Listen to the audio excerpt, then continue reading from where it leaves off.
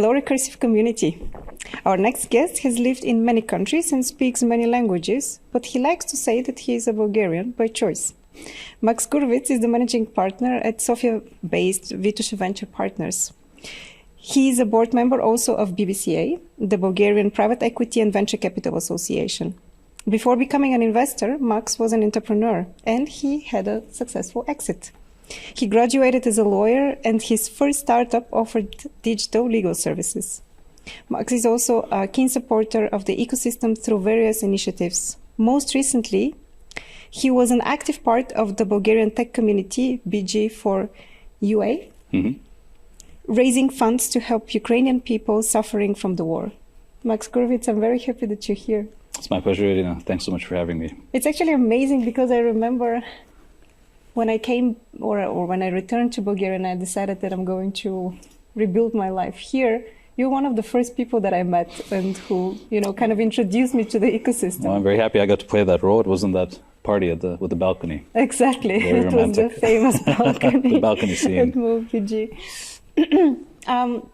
You have quite an interesting biography, and I'm not even sure where to start, but I will actually start with the fact that you were born in Moscow, right? In the Soviet Union. In the Soviet Union. Yeah, as it was called in the day, yeah.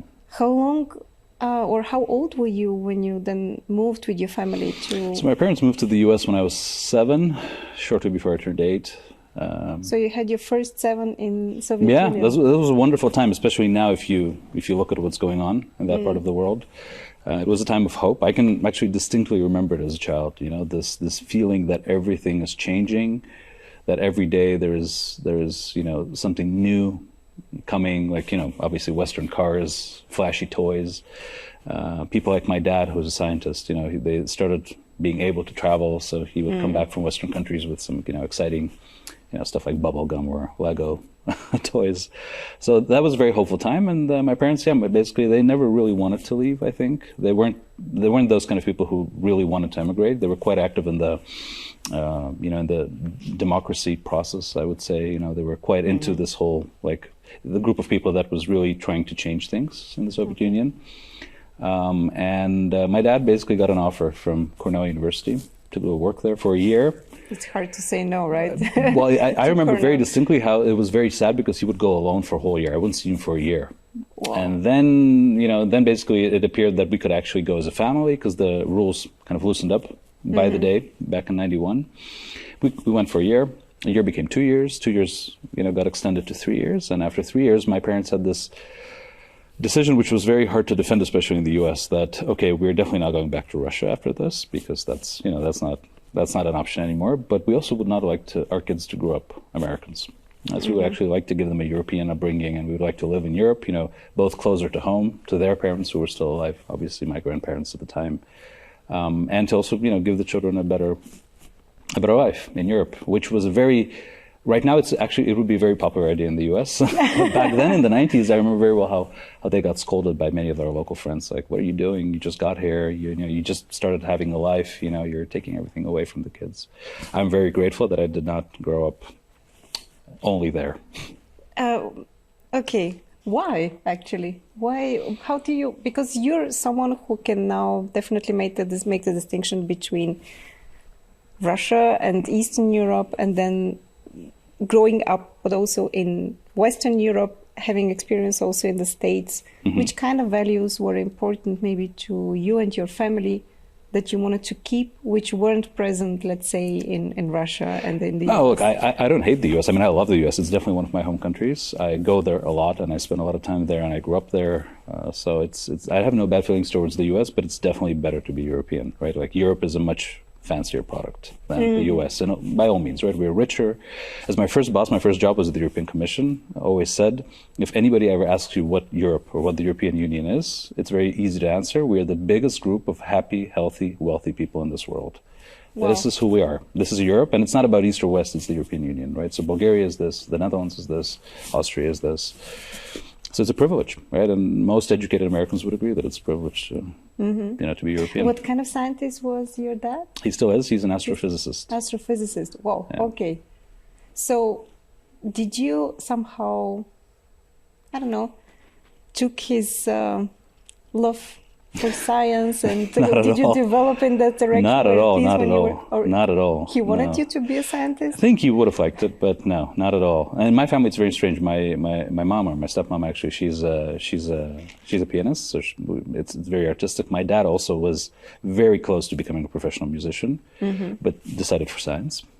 As he always says, because he wasn't good enough for music. Probably true. Not at that level, at least, but he was obviously very good. So there was always a lot of science and arts in my family. My grandparents are all teachers, engineers. So actually, business as such was very far away from how I grew up. And to be really honest, I mean, if my parents ever hear this, they probably wouldn't like me saying it publicly, but it was kind of looked down upon, right? Like money, trade, business, it's something for common people. If you're educated, you become, an artist or a scientist, an artist, a teacher, or as my younger sister, a doctor, like those things are acceptable. So I actually went to study law because I was never interested in music. I was definitely not interested in science. That's because I grew up with it. I think I was just, I took it for granted, and it bored me. I never really liked mathematics or physics or anything. I wasn't ever good at it, actually. So I decided to study law in the Netherlands when I graduated high school. Why law? Because it's something that you can do everything with. I was reading a lot. I was reading a lot, and I was reading many biographies of people. By now, I completely stopped reading nonfiction. I only read fiction. But back then, I read a lot of nonfiction and biographies, and a lot of interesting people, journalists, politicians. Everybody studied law, right? And it's a trade that you can do anything with. And my life so far proves that that was a good choice. But you didn't want to be a lawyer. You wanted it more like a stepping stone to something. I very quickly realized I wouldn't be a lawyer, which is funny because my first startup was a law firm. But that's further on in the story. Yes. But no, I knew that I wanted to do something international. Most probably, work for either back then I was thinking, I guess, the Dutch Ministry of Foreign Affairs, NATO, EU, something like this. So that's kind of how it started for me. And then you continued to the European Commission, one of your first jobs, right? That's right. What was the idea? What kind of impact did you want to have by joining this kind of structure? Because it's a very rigid structure, right? I just wanted to have a cushy job. That's what I wanted to have. It was definitely the most solid thing you could want after graduation. I got in via total backdoor as an intern in an agency, because this was an agency of the European Union, the European Aviation Safety Agency, where at that time they didn't have a trainee program. So they actually started one after me, which I'm still proud of. It's also a much bigger agency now. We were probably, 500 people at that time, and now it's, I think, more than 1,000. But I was their first trainee, and I totally myself solicited for it. I just wrote to them. I decided that when I was graduating, I wanted to. So I was majoring in international law. Spent a year studying in the U.S. Spent half a year semester finishing up in Bologna, on an Erasmus exchange, and I wanted to do something in international law in a topic that interests me at that time. Well, I still am, but at that time I was quite interested in civil aviation, in the way specifically airlines work and airliners work, and how that whole process of, designing and introducing new airliners works, nerd stuff. So I decided I will do an internship somewhere in international aviation law. So I started writing just writing open letters to IATA, ICAO, EASA, FAA, like all these agencies that do this. Abbreviations, yes. And EASA, the European Aviation Safety Agency, they basically told me, oh, interesting, why don't you come for an interview? Because we actually need young lawyers. And so I ended up joining the rulemaking team, which is the team that writes the aviation safety rules. There are 6 emergency exits, 2 in the front, 2 in the middle, and 2 in the rear of the aircraft. All that stuff is tens of thousands of pages of manuals and rules. Yes. And I joined a team, which was not big, probably like 10 people, that was writing. What year was that? It was 2007. 2007, okay. Yeah. And that's where the other person one of the people on that team was Ellie. That's how we know each other. And this is how you met. That's how we met. That's how I met your partner, your life partner, yes. Never really married, but it's all the same. And this changed your whole story after that. Well, that's how Bulgaria kind of came into play. Although my first visit to Bulgaria was the same year, 2007, just before I joined EASA. I came here, this is a story I think I'm sure I've told you and many other people before, but I came here accidentally. I was in Rome and I had plans to stay with friends, and that didn't work out. So I basically literally went on the internet and was looking for flights somewhere the same day. And Sofia was one of the few places I could still book a flight to. And I knew a few people here who were at the you already knew people, okay. American University of Bulgaria. We went to some conferences together in China and some other places as students. And you decided just to jump to Sofia. I'll fly in and meet some people. Okay. Spend a weekend here and was completely blown away. Like I came here from Italy, where I was living at the time, and it was just magic, you know, like this huge city. You know, Sofia is Europe's 14th largest city. It's a big city, you know, especially if you lived in small towns, like I did most of the time. Okay. You know, you land here, huge city, huge national park, massive mountain over the city. Everything back then, especially everything 24/7. There's like life everywhere. Restaurants are open at night. You know, people are out in the streets. It was summer, spring. Yeah, this is a major difference. I was blown away by it, and I was like, "Ooh, this place is definitely worth more than one visit." And coincidentally, I guess a few months later, when I first met Ellie at work. So be careful what you wish for, right? Well, I'm very happy it all worked out this way. So yeah, it was really good. But yeah, I fell in love immediately with this place. And obviously also with your wife, but still, I'm thinking, how many languages do you speak by now? I have 4 working languages that I use every day. So and in how many countries did you live? Well, let's see. Like living, like not like having a place and a bank account, let's say. Exactly. So Russia, obviously, as a kid. U.S., several places. Massachusetts, Puerto Rico, Wisconsin. California, I've spent most of the time in my life, but never really lived there. But that's a different story. And the Netherlands, obviously. Germany, France, Italy. Yeah, that would be the places. And most Bulgaria, of them, of course. And Bulgaria, and most of them in Europe. Yeah. How do you think this, you know, changed your mindset, being so international? Although today you say that you're Bulgarian by choice. I'm at home here. Yeah. Yes, this is I'm your at home here now. Yeah. But I'm at home in other places as well, but I'm definitely at home here.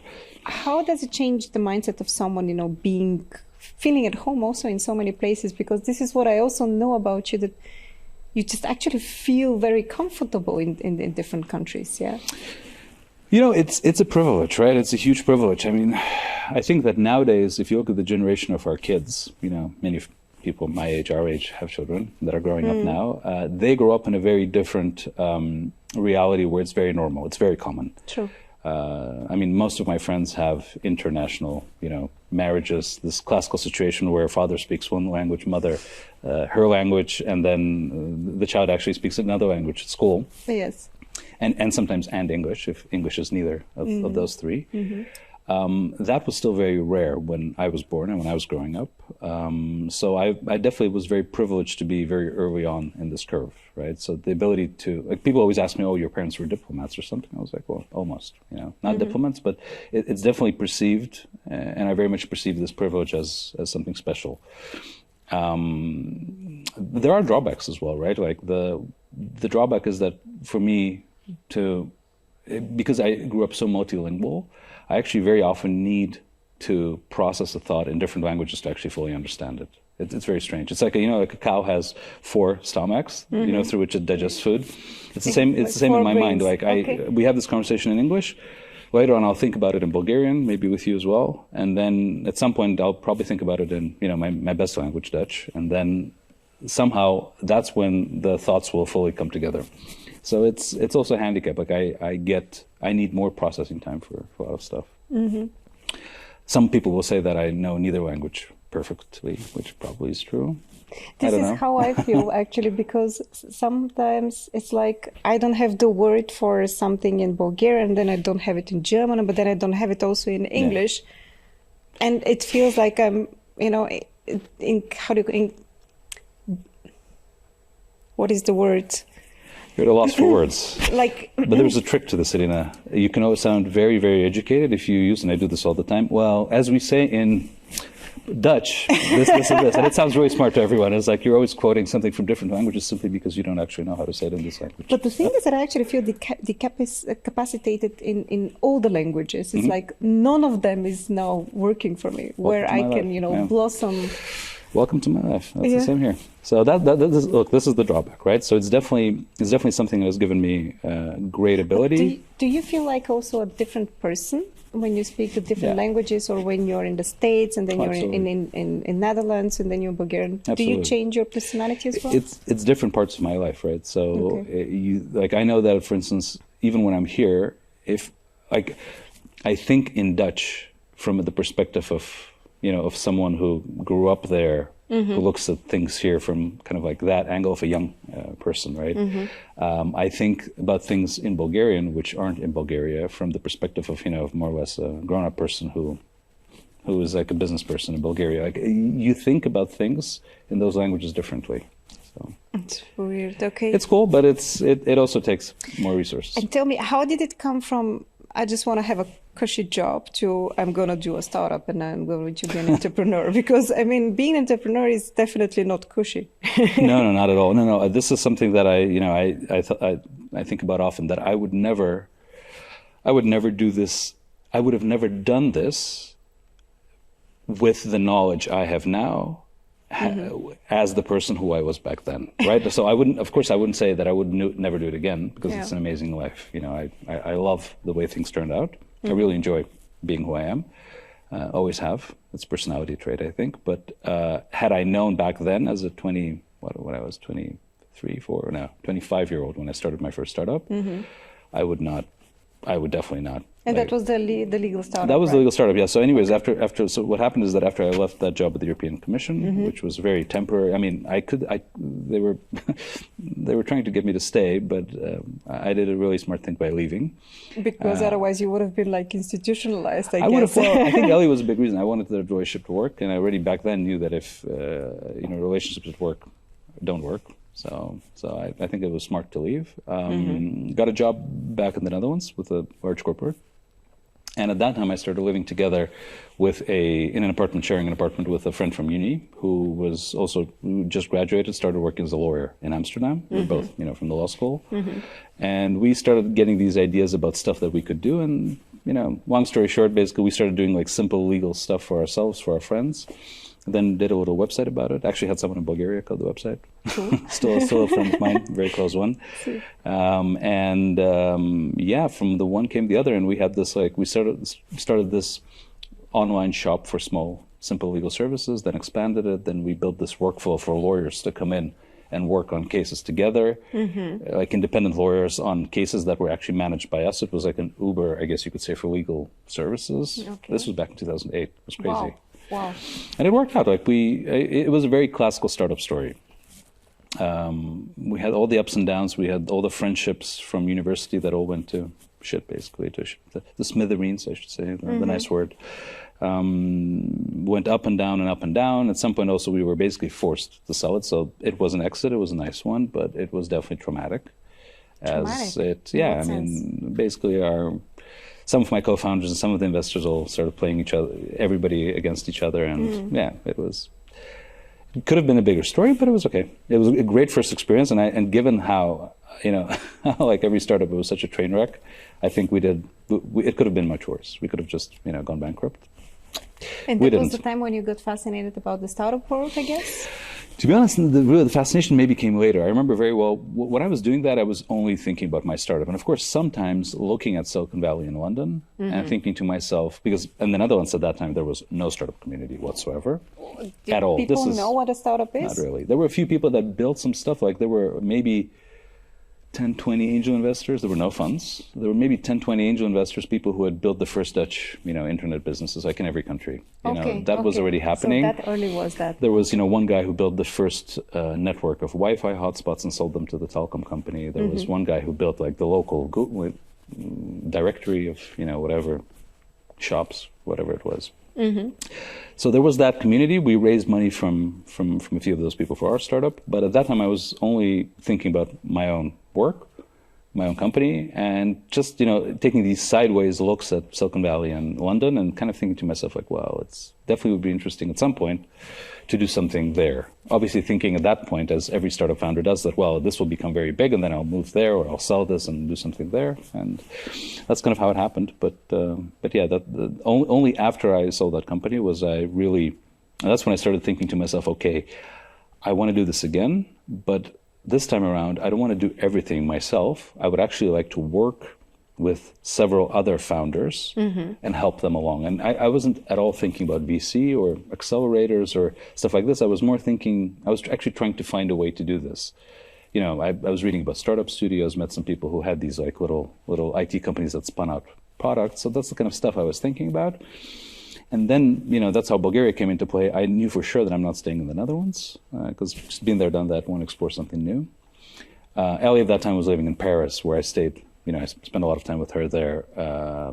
Paris at that time, not like today, it was completely a non-startup place. It was only French, very corporate, a lot of fun, but no meaningful way to do something as a non-French person. You didn't want to go to the Silicon Valley, like the Mecca stuff? At that point, not really. I mean, I spent a lot of time in the US, right? So I was like, I was going sometimes. I did not feel like moving there at that point, nor at any other point, to be honest with you. It's a wonderful place to visit, but not to live. I was thinking about London. I had many friends in London doing startups as well. It's not that far away from Paris as well? Very close to Paris. And Amsterdam, somehow, it could have been a place I would have gone to, but then Bulgaria came along because at that time I already was going here all the time, and I somehow sensed it. And I'm actually today very proud that I was right. I was like, okay, this is definitely a place where it's going to happen. Because of I could foresee some things I of course could not foresee that happened, the good things. European Union, right? Bulgaria at that point was, what year 3 is years. That? This is 2011. 2011. Okay, yeah. We actually got accepted 2007. January 1st. And Bulgaria was obviously doing very well. So there was this, the European model of convergence, which I had studied very well at university, that the logic of European integration is that countries converge, which means that poor countries become rich, just like the rich ones. So that's working. And obviously it's a country with a lot of tech talent. So already for my first startup, I was recruiting people here when I was coming on holidays, and I was blown away by the quality and obviously by the price quality ratio at that time. I remember very well how I recruited a designer who was like, he worked here with the top brands and top agencies. Actually, they had a little design agency that was doing like super cool international work with like big brands. Wow. Okay. And that person, his services were incredibly, uncomparably better than the designer I had in the Netherlands at half the price. So this was crazy, right? Much, much better for much less money, right? And hopefully he still felt like he's good paid. Yeah, he was excited to get to do this for a startup from the Netherlands. Sounded cool, So Nice. so I knew about this, and I knew that the country is moving somewhere. So this was my objective reason. The thing, of course, that I couldn't foresee, which we all now know was the major engine of growth here, is the funding. At that point, it was not yet happening. It would happen very quickly after I moved here, which is a great coincidence. But wait a second. I mean, Ellie was actually abroad at this time. She was abroad that whole time. What was bringing you to Bulgaria? Like every successful young Bulgarian, especially at that time, she left without the idea of ever coming back to live here. Yes. That all happened because of me. I had to say it as well. That all happened because of me, I guess. But no, we were just coming here on holidays. Okay. Twice, 3 times a year. And Okay. every time I was here, I was like, ooh, this place is... I want to stay here. This is amazing. Wow. So that was, look, there are two reasons, right? So there's the subjective and the objective reason. The subjective reason is, of course, the incredible love for a country because you love a woman whose culture it is, right? Like this is, I think, very obvious that if you really like someone, you like everything about them. Their language, their food, their parents, the place that they come from, like everything, right? And that is a very personal, intrinsic motivation. But then objectively, again, as I said, it was just a good bet on a very good place. So I kind of got Bulgaria as a present and then looked at it and was like, well, this is actually a very useful thing that I got. I'm not going to throw it away. So that's how I see it. Very pragmatical, but also very romantic, the way that you describe it. Good. Well, so actually you were the one more or less convincing also than Ellie to move to Bulgaria at some point, or not? Yeah, kind of. To be honest, I was a bit of an asshole. There was this period where you were actually living in Bulgaria. No, I moved here. We came here that summer. You see, when you're in a very intense project, you have all these dreams that what you will do after you're done with it, right? Like, and definitely having a startup and the next thing is that kind of moment. So we had this. We were always flying to Bulgaria, and we were always very excited about like all the countries that are under you when you fly. Like, it would be so nice to visit. Right, because when you grow up in Western Europe, the Balkans is really not on your map. Greece, of course, is. Yes. Turkey a little bit as well. Yeah. But everything in between, including Bulgaria, isn't, right? And I already felt like something very special, knowing Bulgaria. So I remember how telling people like, oh, you know, I was in Sofia and the food is so great, and have a look at the photos of the mountains, and people are like, wow, is that Bulgaria? Wow, we never had an idea. Where is that? Where is that? It's so beautiful. We thought it's, you know, just some stupid, you know, poor little place. So I had this logic which has stayed with me since then, and I'm actually very happy that you and your company also carry this forward, which is not a very typical thing to do for Bulgarians, is that if Bulgaria is so good, so must be the other Balkan countries, right? I know enough about history to know that this is a very homogenic region. So that summer, what Ellie and I did was, finally we had the time, we took my very old car, this beautiful old Volvo that I had, and we drove it all the way from Paris to, you know, we saw our friends in Germany, in Cologne, and then we drove it with many stops, you know, across basically Austria, and then Slovenia, Croatia, Bosnia, Serbia, Albania, Bulgaria. Obviously, we got to Bulgaria and then continued on to Turkey and Greece. The idea was, and this is how it started for me here, that we would meet startup founders or other startup people, investors, if there are any. There was only one fund, two funds at the time, one here and one in Slovenia. We would stop in every capital city and just, you know, reach out to the local startup community, which is like 10 people everywhere, in every city, and just get, you know, meet them for coffee, you know, and would write a little blog about it. That's how I basically got this idea. Okay, and then I'm going to use this because when you write, you get to know things that nobody will tell you if you don't write. As you know, I will write a blog, and I will, you know, I will meet the interesting people in the region, and then, you know, I can decide whether I want to stay and do something there, which is how it started. So you actually have a very, very good observation of how this ecosystem developed from the very first 10 people. From before they exist. Some countries didn't have anyone, like Montenegro. Yeah. Sarajevo didn't have anyone. To the point where we are today. From the very beginning. Where we speak of unicorns and how many unicorns do we want to have this year and so on and so on. Wow. Wow. It's incredible, right? Like, this is kind of my main figure or main point, is that what we've achieved in the last 10 years, as a region for sure, but even if you just take Bulgaria as a country, is really 100x growth, right? Like, it's 100x growth in the number of people that are doing it. Most likely, hopefully, we'll have some numbers soon in this industry where we can actually see, you know, how it has grown revenue and valuation-wise, but most probably triple digit as well, I think.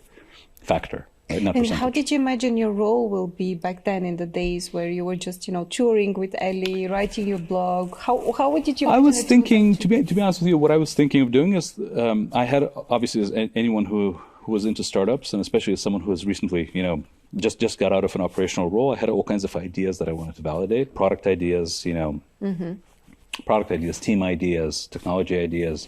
So I had all kinds of ideas that I wanted to validate. I had a little budget for myself with which I could do it. And of course, my first thought was like, well, let me just start a new startup, but maybe not work on one thing, but or two or three, and then maybe find people who can kind of do it with me, so I don't have to do everything myself, and I can just, you know, give them, like, I was getting in that hang of like, oh, I've learned something, I want to implement this now. I actually want to help other people do the same thing.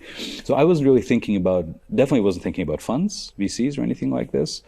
I was thinking a little bit about angel investing, but then very actively, basically having a couple of projects where I'm active, but not a full-time CEO, you know, like that kind of thought.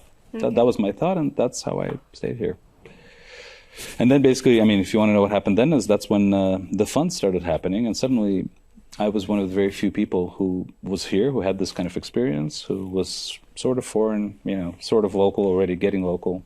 And so there was actually this one fund in Sofia back then. It was Nevek, right? It was called Nevek, yeah. Nevek. And you joined also the team of 11 Ventures, right? In the beginning. Right. Yeah, well, I joined 11 Ventures as it was forming. And very few people know this or remember this. Many people knew this, of course, at the time. But the original idea of the Jeremy Funds, which, by the way, is an incredibly innovative concept that was, you know, it was innovation on EU level that was basically tried out in Bulgaria, actually only in Bulgaria in this way. There were other Jeremy instruments in other countries, but Bulgaria basically got to play with... What was different for the Bulgarian Hungary pilot? So there were two countries that piloted Jeremy. It was Hungary and Bulgaria. Hungary had a more late-stage private equity-focused experiment, which they unfortunately completely failed. Bulgaria, as we can say now, I think we were successful in our experiment. You know, at that time, like, this is really a testament to the vision of, well, first of all, the EU, but secondly also of the Bulgarian government at the time, which, you know, it's the government of a prime minister who's not very popular anymore, but they definitely did a lot of incredibly strong work, you know, from that government that started in 2009 to make these things happen. So Originally, it was supposed to be one fund, right? There was supposed to be one 20 million euro fund that would do early stage accelerator and seed investments. 20 million. Okay, that's not much. Well, that was the idea. That was the whole Jeremy idea at the beginning. 20 million euros, one fund. And then basically, as far as I know the story, of course, everybody who played a role in it will have a different version of it. Probably, yeah. There were two teams that were very good. The idea was that they would somehow work together as one team. They couldn't really, figure it out among themselves. I think that most of them, till today, haven't really figured it out between them. And they finally decided, the EIF decided to split, or EIF with the Bulgarian government, with the Jeremy Holding Fund, decided to split the instruments in two. And those two funds became 11 and Launch Up. And my original idea, I got to know them right at the point when they were splitting up. They were still sort of one team at that time. I wasn't actually thinking of joining the team. I was thinking more of working with them on, selecting startups, advising, maybe actually running a little program. That I first started thinking about something like an incubator or an accelerator program. Okay. Those kind of things. At that time, there was only one real space in Sofia, a little apartment in Loznitz where people came together to do tech. This was before the co-working spaces, before the events. Cool. And then the team split apart, and basically they started this whole no, you're going to be working with us, or if you work with us, you can't work with them. And I was like, you know what? Just do it yourself. I don't really care. I guess I spend more time with the guys that are becoming 11. Let me join the 11 team. And that was that. And what happened afterwards? So you became part of the 11 fund, so you've been observing of how to, structure the whole thing. You took part probably also in the structuring of the acceleration program. So absolutely. Yeah. I see you pretty much as someone who, having their operational experience, having, built the startup, maybe also having sold it then successfully, as someone who is a very valuable advisor for, especially founders who, most of them are probably back then first-time founders, right? They didn't have this experience. Absolutely, yeah.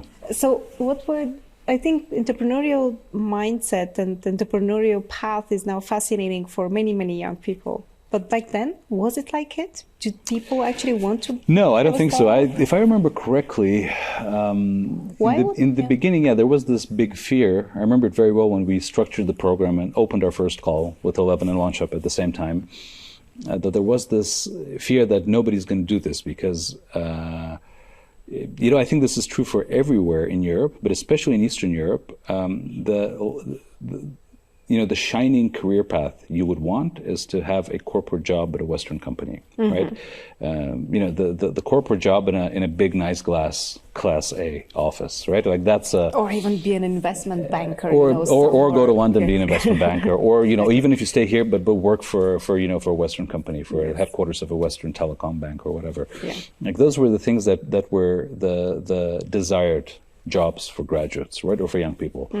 And I remember very well how we thought that, it would be hard to attract people to give up on this and just start new startups. And I also remember being quite surprised at how many people did get interested in it. There were, of course, already some startups before we started. And there were obviously the investments of Nevek, but also some younger teams that were trying to do things. But yeah, at that time it was very exciting, as you say. How did you source the investments actually? We just held events. Yeah. There were a couple of meeting spots in the city. We held some open hours. We had the newspapers, the TV stations talk about it. It was very quickly. It became things were happening at the same time. It was a very exciting period. The funds were launching. The first co-working space, Beta House, launched at the same time. There was this vibe, the cool young people that wanted to do things. So it was very cool. It was a wonderful time to be here, actually. And at this time, did you realize your calling or what you want to do with your life here, and what your role was going to be in the society? Maybe at that time not so much, but maybe at that time I think I wasn't really sure that I would want to stay here that very long. Although I remember thinking to myself, where else would I go? This is amazing. This is. Where was Ellie at this point? Ellie was in. I think she was still in Paris at that time. She was still in Paris. She was in Paris. Then she moved back to Cologne, and then she moved to Berlin. Yeah. So it was for 3 years actually. After I moved here, for almost 3 years, it was always, it was this long distance thing. Her there and us flying up and down every 2 weeks. I just find it amazing, actually, that you're with a Bulgarian, but you're the one who is living in Bulgaria. Here. No, it's crazy. I'm not an easy person to live with, I guess. So, yeah. Well, as you said, Bulgarian by choice. Okay. And still, how did you see your role is going to be for the startup community at this point? I don't think I was making really big plans at the time. It was through the work at 11 that I really, I got into this investment world and was like, "Oh, this is very interesting." We actually have, at that time, now it's very difficult to imagine, but at that time, we were pretty much, I remember very well when we launched 11, we were the largest early stage fund in Europe, full stop. Nowadays, you can't even imagine this, right? We had a 12 million euro acceleration and seed investment fund, which was, the seed camp at that time was, I think, 6 or 7 million or something like this. Really? Yeah.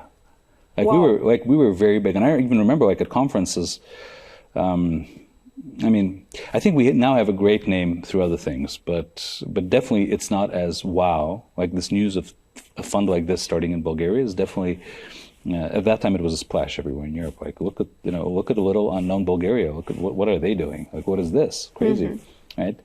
And the experience of being part of that was definitely a very formative experience for me. I'm very grateful to my colleagues at the time and everybody who I worked with, because it really gave me this idea. Okay, this is what I probably want to do.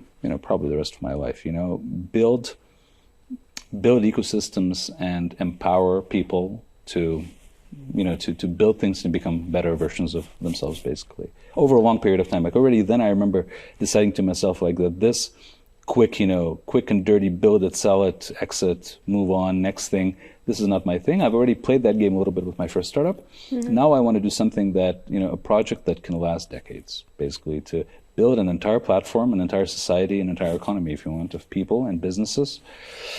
And that's kind of how I got going. That's where my current fund also kind of was born as an idea. Exactly. That's what we're doing. Yeah. How long I'm sorry, but what was actually your favorite part of the investment process that you were observing? In early stage VC work, there's always this discussion, this argument, right? Whether when you invest high volume early stage, so small tickets, relatively small tickets, and many deals. Yes. With 11, we had a mandate with 120 investments with tickets up to 50K, and only very select companies could get only 5 or 6 companies could get 200K. That was the mandate then.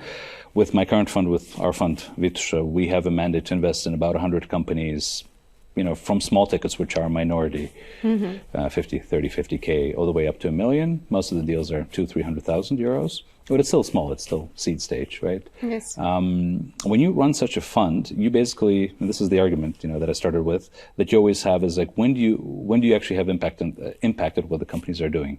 Either at selection or at portfolio management, right? And there are different schools of thought. Some people will say, when you invest at such a high volume, you don't really have time to work too closely with the companies, and your only real decision-making power or your way to influence something is whether you decide to invest or don't decide to invest. Oh, okay, okay. There is some truth to that. I don't fully agree with this, but there's some truth to that. And then there's also the classical VC model of you can invest in almost anything, but if you're a good VC, you will make it work as an investor, as a board member, as a portfolio manager. That is a thought that is very true for classical VC, where you have 10 companies maybe in a fund. Yes. We're somewhere in between, but this is basically, those are the two big aspects of work, right? The sourcing and selection and the portfolio management. Makes sense, okay. I guess I like both of them in different ways. I definitely, as you progress with every fund, you start doing less of the one and more of the other. We're right now with Vitosha somewhere halfway, so we still do both, lots of both, but definitely more and more portfolio work and gradually less and less selection work. That's normal. The cool thing with selection is that you get to look at people, and you get to basically, it's really psychology, right? You get to, what I always try to do is I try to understand the inner motives, the intrinsic motivation. What kind of question do you ask them actually? I don't have a fixed question because it's a conversation, but what I do try to, I think the one thing that I always try to see in founders is, what they call the spark, or maybe what, I want to see if they have a vision of what they're doing or where they're going. And the vision, for me, has to be preferably as specific as possible. The very famous words by Umberto Eco, when they asked him how does he start writing these 1,000-page novels that he wrote, rest in peace, he's not around anymore. He said, like, I always start with a very photographic image of something. Like, I have this image of, he once said in an interview, I have this image of a warrior on a horse. There's like this warrior on a horse, galloping through a city or something. Like, that's the image that I have.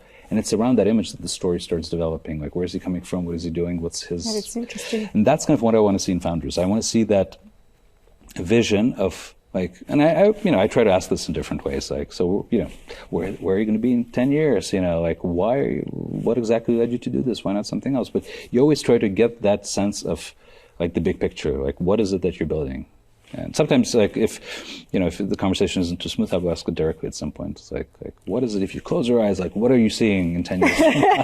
Some people come up with cool answers. Most people don't, actually. They also get confused, But that's what I want to see. But because did you have a similar vision when you started also with Vitosha?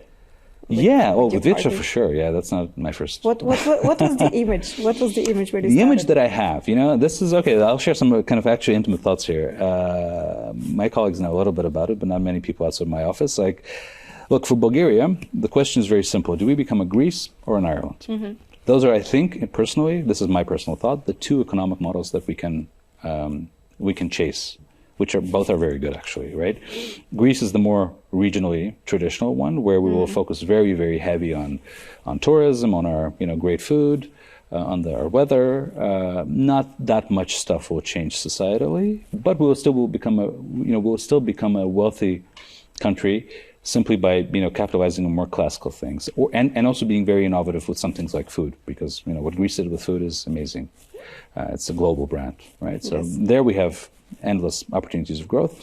Or are we going to become more in Ireland, a country that will focus more on getting foreign businesses to come and do stuff out of here, that will be able to attract many, many people from all over the world to build, a great economy. Ireland is a great example because I was just there for 10 days, an amazing country, a place that really is probably the most exciting example of a European country that has fully gone from really poor to really rich. I'm also very impressed how they managed their brain drain, by the way. Sure. And this is definitely an example that we can take, because years ago they were suffering from a massive brain drain, just like, Bulgaria and Romania, but by very, very focused policy in exactly in that direction, they managed to gather now they halved their population. In the world. Yeah. But Ireland in the 19th century, in the mid-19th century, before the famine, Ireland was almost 9 million people. Today they're 6. And they were like 4, like a couple of decades ago. It's incredible. Yeah. It is incredible. It's an incredible place. And this is basically the question, right? So if we talk about big vision, I think this is, abstracting from the businesses that we run every day. If we're building an economy here in this country, what is the vision? Are we going to become, a Greece, which is really good? And I actually think that's more likely the direction we're heading. Or can we raise the bar a little higher, with all due respect to our Greek friends? And for a small country, try to become something like Ireland. And this is the vision. When I started with Vitosha, I think it's a very important one. This is the question we should ask ourselves. And with Vitosha, this is a very early, small building block or foundation block even of that big building, which hopefully will be something like Ireland, but with the food of Greece. Like, that's how I see it. And that's my vision. I actually see for myself, the situation that I would be happy with is if, decades from now, I would be part of a large business, but hopefully not only business empire, also with social projects, with maybe, definitely nonprofit projects, art projects, educational projects, a lot of businesses, of course, because in order to do good, you have to do well, as they say. Sure. And I would like, with my partners, with the partners I have now, with new people that I will be joining our group, to basically have a little stake in all the great things that will be built in this country and in the region in the next decades. That's my vision. Interesting. How? Because I think, Bulgaria, and this is the main reason why we started also the Recursive, is that this region somehow suffers from a bit of a negative image. Because of economic situation, because of corruption, because of political, inconsistencies happening. And for that reason, I don't see Bulgaria being very internationally attractive for, the IT people, for scientists, for all those, building blocks and human capital types that you need in order to build an innovation hub. How are we going to change that?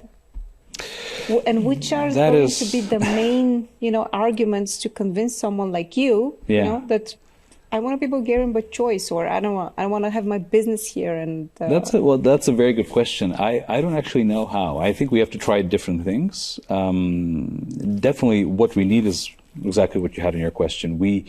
I think we need to start with the realization that growth will not happen unless we have diversity, right? Like I'm trying to say this as often as I can, and I have the feeling that nowadays when I say it, it's still early and people still don't really understand it. But like this whole idea that it's very simple. As I already said, in the last 10 years, our industry, our economy, the startup economy in Bulgaria grew, let's say, about 100 times. In terms of people, in terms of money made, in terms of market capitalization, right? Let's give or take 100x growth.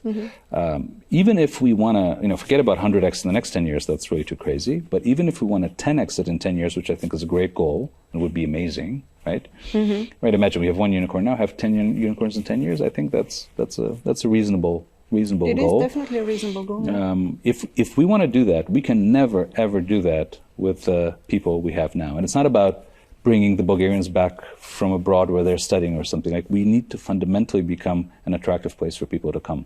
There's a very clear correlation between successful tech hubs and diverse and open societies, right? Like everywhere where you have a proper successful tech hub, in Europe, in the US is a different story. It's an open society by definition, by its history. But if you look at Europe, London, Amsterdam, Stockholm, Berlin, increasingly now Paris, Vienna, increasingly, right? Like all those cities are actually cities where people want to go to live from other countries, right?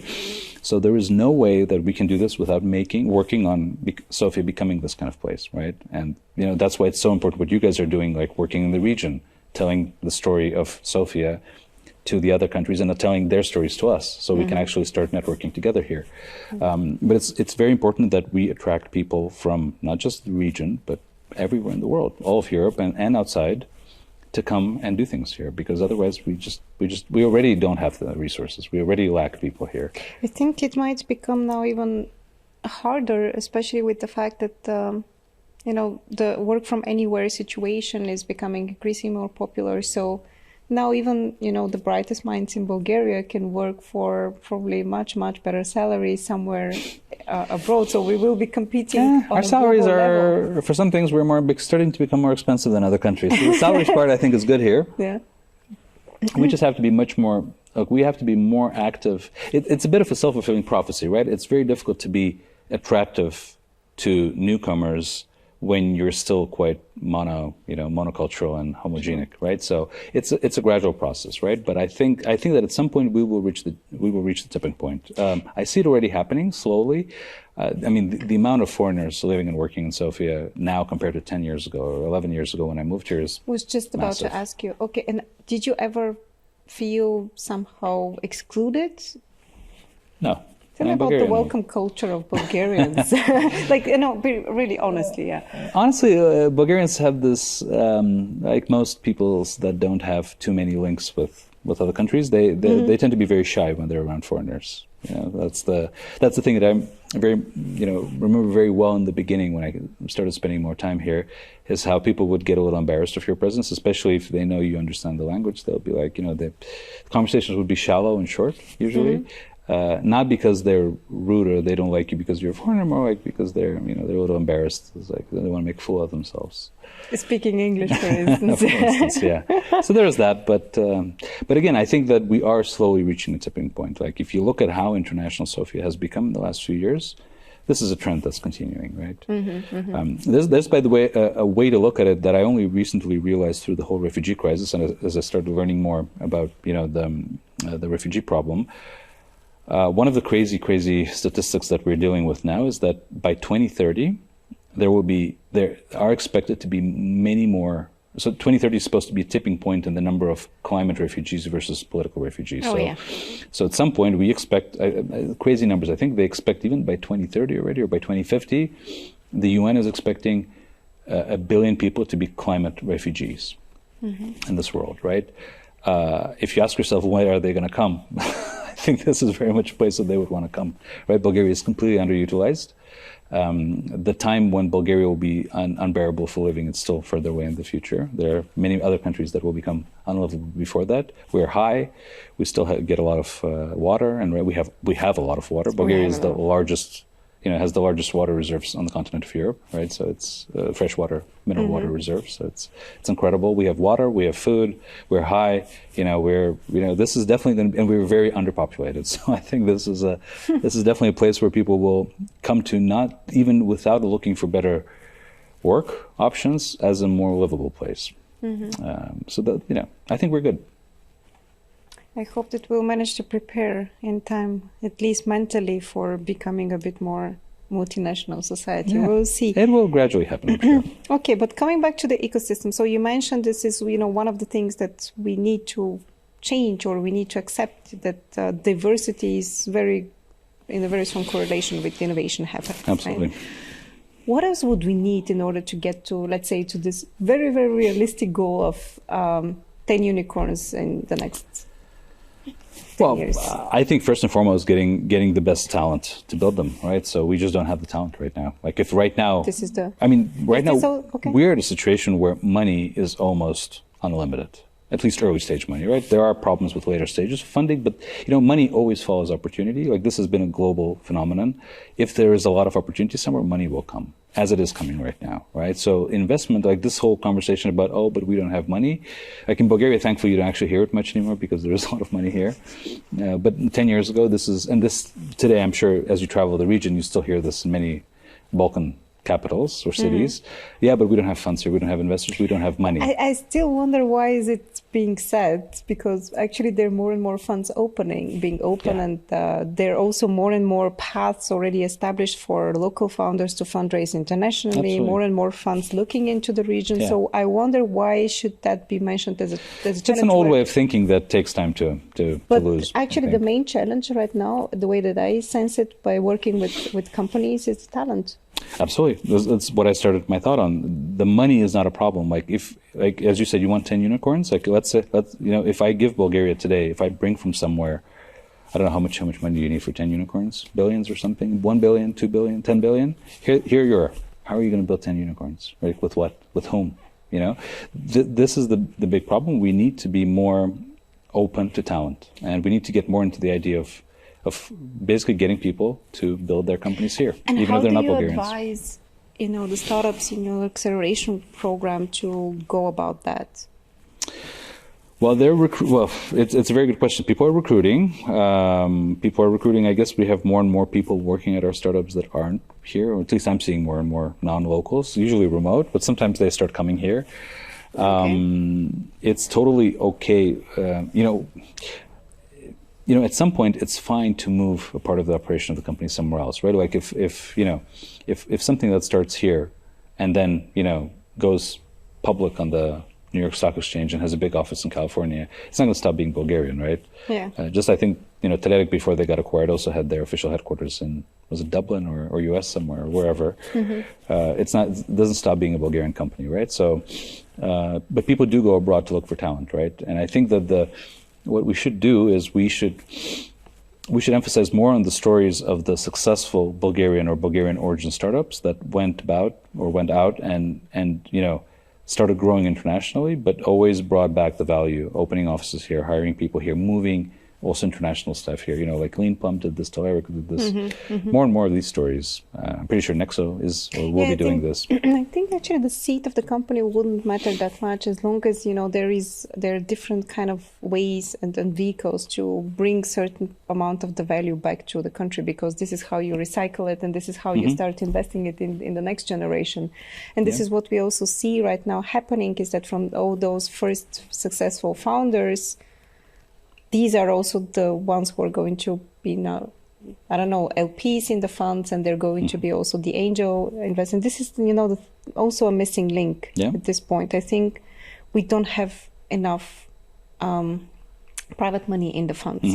By the way, we're working on this. Yes. By the way, speaking of private and public money, just recently someone asked me that, and I wondered how would I judge the situation? But there is a lot of skepticism especially abroad, about having so much public money invested in startups, and that it's somehow, distorting business thinking, and that, the fund managers are not really, looking at being successful, but they're just, managers of the money. How do you see that?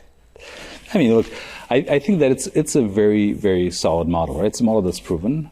First of all, tech communities are always built with public money everywhere, including the United States, right? In the US, there's a very different way of doing this.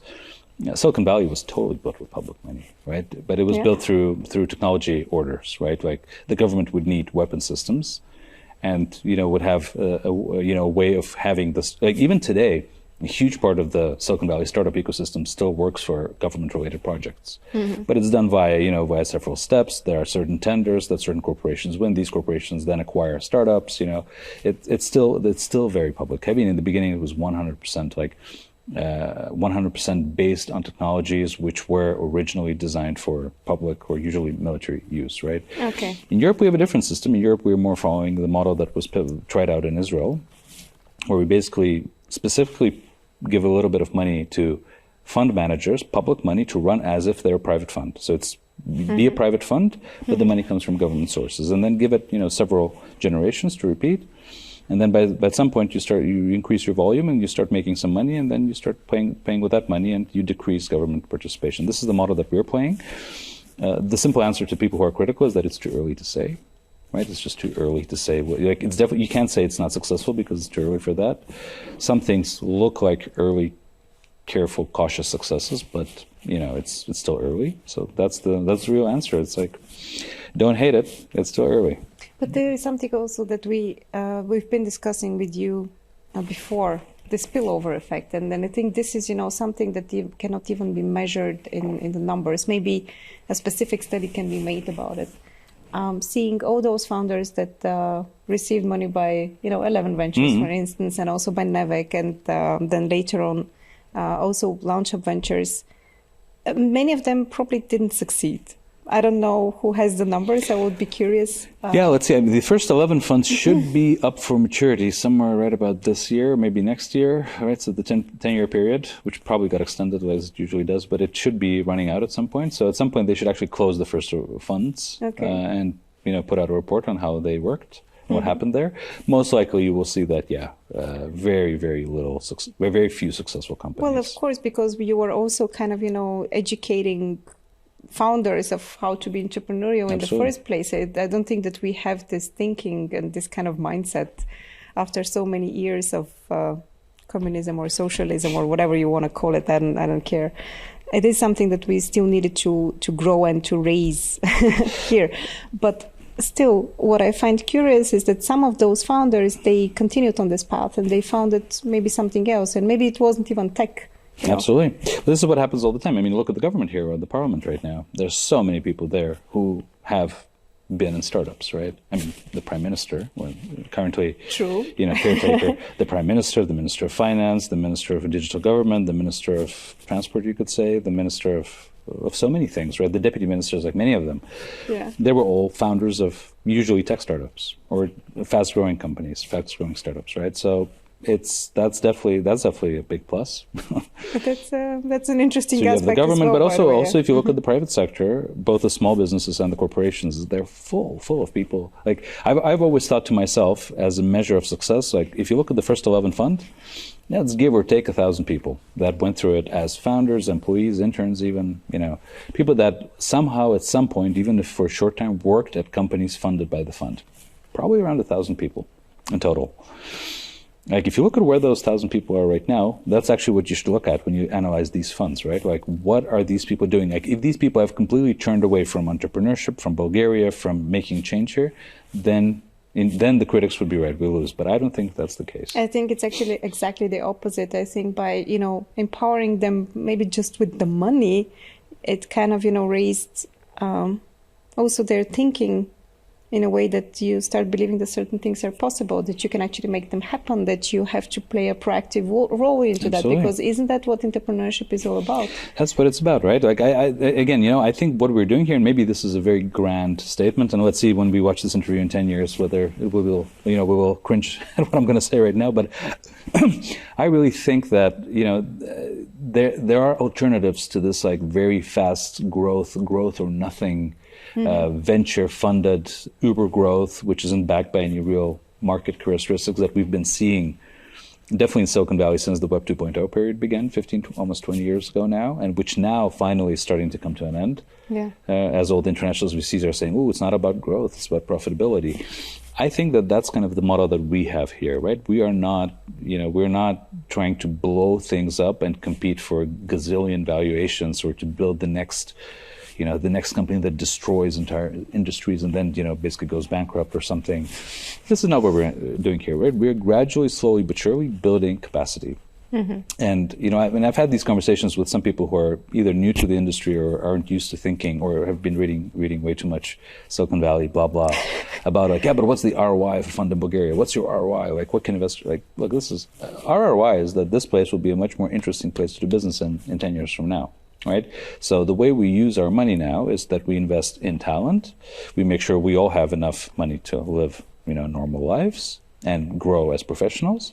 And slowly but surely, layer upon layer, without being in a rush, we're building value. And this is what we're doing, I think, with all the funds here, and I think quite successfully, to be honest. And at Vitosha, which are, the projects where you see this kind of value created? Do you somehow select the startups also in a way that, I don't know, they kind of make sense to your values? Personal values, or you try, you try as much as you can. This is, there are so many interesting discussions you can have on this topic. But with Vitosha, we definitely have a very broad, kind of like platform approach. We're basically trying to invest in as many different things across stages. We are very sector agnostic, which is very helpful. We've started, I think, identifying certain verticals that work, and they're very different. It's from enterprise software to food innovations, and anything in between. Mobility, hardware. Like we have already 2 or 3 investments in several exciting verticals. And I think that the way we do this is that, we definitely, as partners in the fund, we definitely all have our own preferences, and we try to, the fund is big enough to play around with many different things. And that's, I think, really what this fund is about. It's about, we definitely want to make sure we have returns on this fund, because we'll have to, but also because we have our own money in it. But we would really like to basically, the best story would be if we can return the fund and some profit to the fund of funds to ourselves. Have, I would say at least 10 successful companies that come out of this that really exit or continue growing and remain meaningful. And many, many people that have gone through this and that are exciting about starting something new. And of course, and this is the platform aspect that we, as we continue after Vitosha, because we already are starting to work on the next thing and things, that we have something that we know, okay, this is very interesting. Food, that's something that I believe in very much. One of my partners is very, very excited about automotive technology. Someone else is excited about fintech. Someone else is excited about mobility.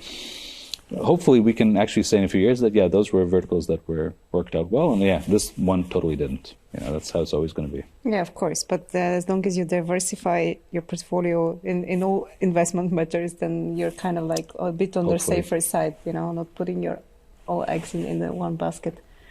What I find interesting is that you have a very, very concrete idea of, how the future is going to be. Do you believe in this kind of... I think there was this word that people use sometimes, visualize, when you wish for something and you anticipate the future, but then you visualize it and it's as concrete as possible. And this is how you kind of draw also fate in your favor, basically. Yeah. Do you believe in something like that? I think so. I think so. This is, both a gift and a handicap, right? The thing that always worked for me is that I'm a very confident person, right? I don't lack confidence. This probably, again, from the very modern narrative, could be described as privilege. For sure it is. I won't argue with that. But it is just the way I've, this has been the easy way for me to live, is just to be quite confident. It's very old-fashioned nowadays, especially. What is confidence, by the way, for you? Because I think we, at this point, we understand it also in many, many different ways. Usually when, something is going wrong with your life, then someone says, yeah, you have to be more confident. And it means so many things right now. So confidence is simply doing the things. I mean, there's an old expression, which is an American expression, flying straight, right? Like if life deals you certain cards, you just play them. That's it. Okay. Right? Like very roughly speaking, if you have a job, do the job. If you have a partner, love that partner. You have kids, raise them to your best abilities. It's basically getting up every day and just doing. It's very Calvinist Protestant actually thought, which nowadays is probably very outdated. This is something that as you know, I don't have children and probably won't have them. And the way I'm looking at the younger generation now, it's very interesting how that has really shifted from when we were kids, right? Like how being in doubt about pretty much everything is really en vogue right now, right? Like the modern generation is everybody's very fractured, right? Like people are like, everybody has this analysis paralysis about literally everything.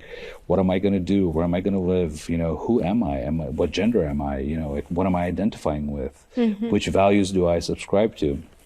It seems to become, and this is probably a very interesting, period of human development where we learn to finally deal with unlimited information, because that's what this generation has to do now. I mean, we're still people who grew up, or were born at least, before the internet. I mean, I remember the pre-internet life quite well. I was actually one of the first people on it in 94, 93, 94. My dad had it at work. Nobody else in my town had it, right? But I remember very well what it was like growing up in a world where knowledge, information was a deficit.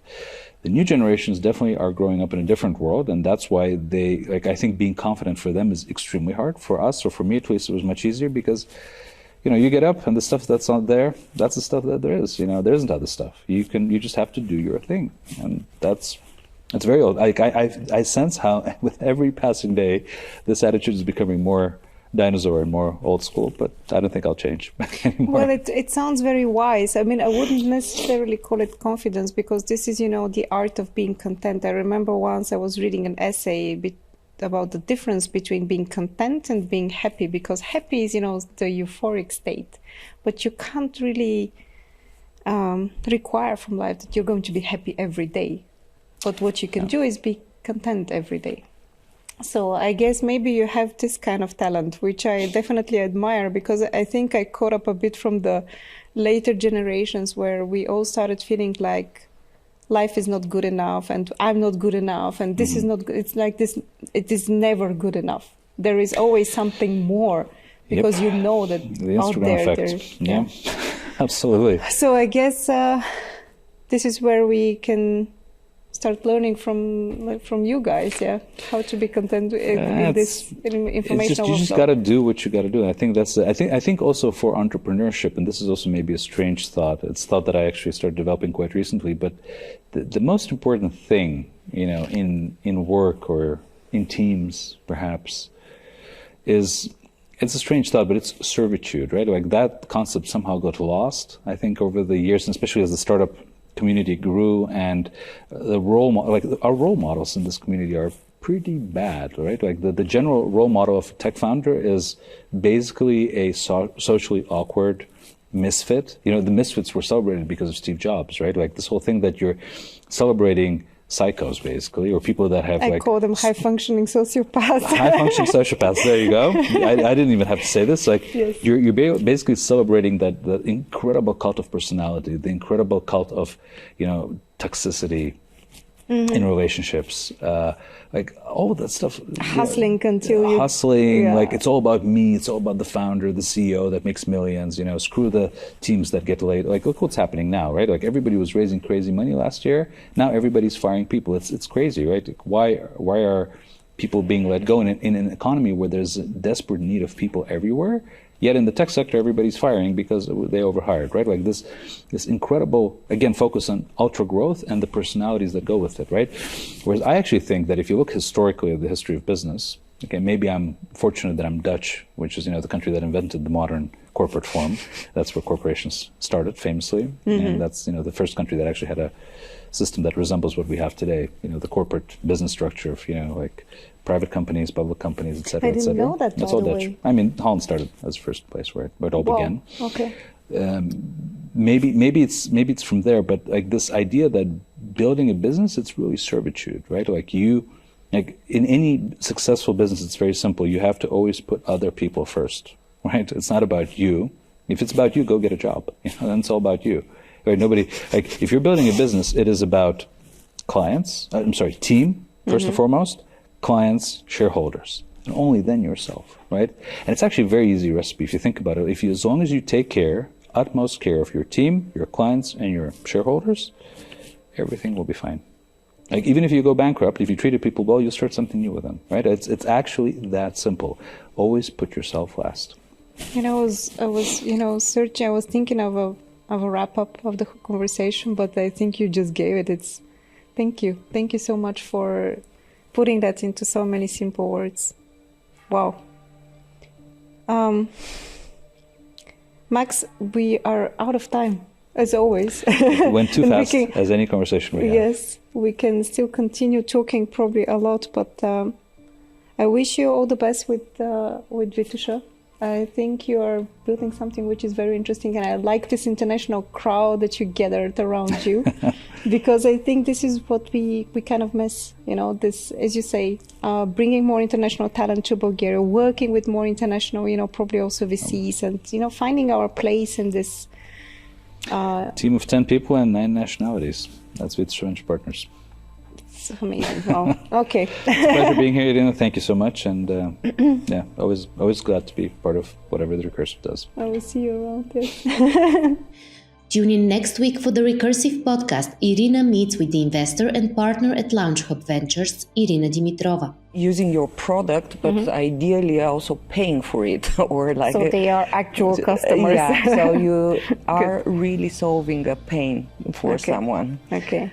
So it's not just a hypothetical pain. It's actually kind of early adoption has already happened, and you have proven that somebody actually needs your product. So we kind of moved a bit further down the development spectrum, and then with our second fund and now with the third fund, we are more and more focused on this. We realized back in 2015 that there was this huge gap between like the early stage investments, like the so-called like angel rounds and like very early seed stage rounds, and then getting to Series A, which is a very it's called the Valley of Death. The Valley of Death. Yes. Yeah, I mean, both in terms of like the development of the business, just like the organic development of the business, but also in terms of financing. There was a big gap there. So yeah, this is kind of like where we decided to focus. Why is it called the Valley of Death? Because a lot of startups died at that stage. Okay. Either they cannot find product market fit, or they cannot build a team, or they cannot get financing and they run out of resources at one point. And if you're just as passionate about innovation as we are, hit subscribe for the Recursive podcast on YouTube or your favorite podcast platform. We're everywhere.